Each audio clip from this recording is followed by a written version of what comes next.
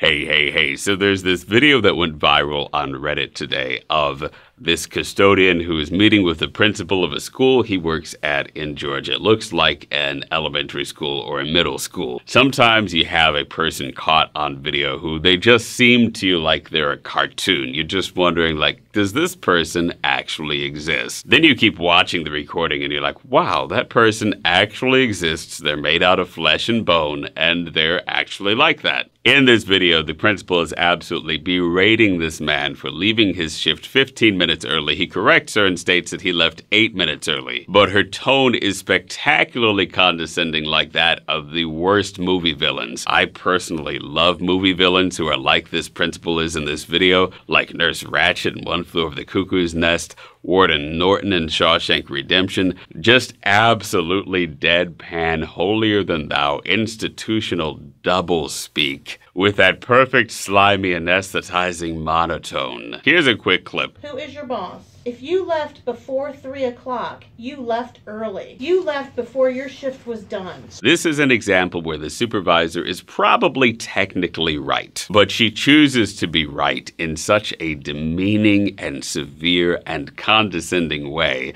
that she is tremendously unlikable. And you just feel sorry for this guy and any other subordinates who have to work underneath this woman. The way she forms her phrases, the way she refers to herself in the third person and asks, who is your supervisor? What is the name of your supervisor?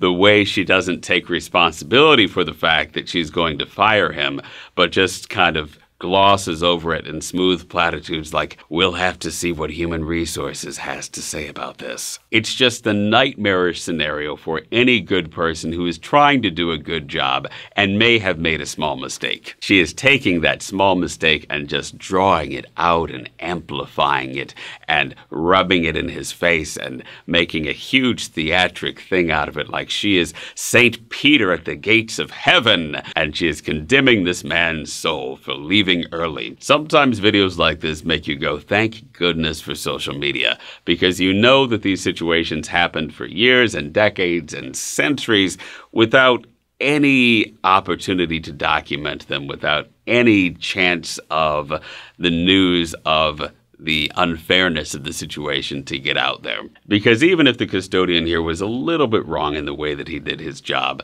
I think everyone agrees that no one ought to be treated with this tone and with this level of just sanctimonious disrespect. Someone else in the news who got fired by an interesting boss is James Comey, the FBI director. He was fired by President Donald Trump this week amidst many different explanations from the Trump administration as for the justification behind his firing. And then just this morning, President Trump tweeted a threat to James Comey that he had better hope their conversations were not on quote-unquote tape. And the president characterized James Comey's behavior post-firing as leaking information to the press. At this point, there is so much sensational news that emerges from this presidential administration that I can't even keep track. I almost have to sit back and chuckle a little bit inside. Only because this was Donald Trump's expertise before he became president. He was a fantastic media personality who did a very, very good job at creating sensation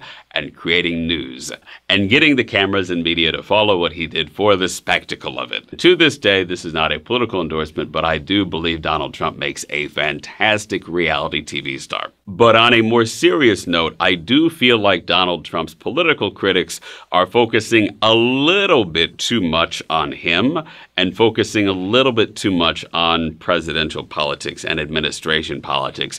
Because here is the truth, and stop me when I'm lying. It does not matter if Donald Trump himself is criminally indicted, impeached, convicted, and locked up. Nobody who voted for Donald Trump is going to suddenly have this realization of, gee whiz, I was wrong in my ways.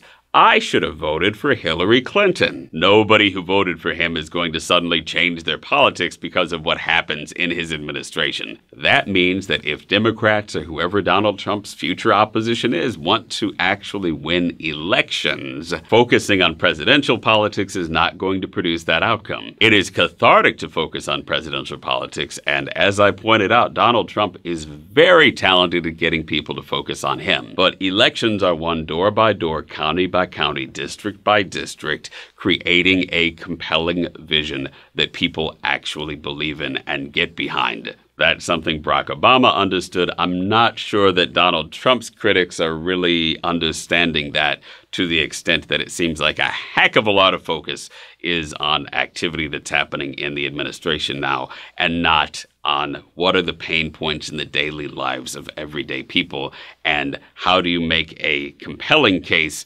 that there is an alternative policy direction, there is an alternative electoral direction to address those pain points. Somehow Donald Trump's opposition has to do that, at least to wage their fight effectively. Am I right? Am I wrong? Tell me in the comments below. I hope you have a fantastic day, and I'll see you soon.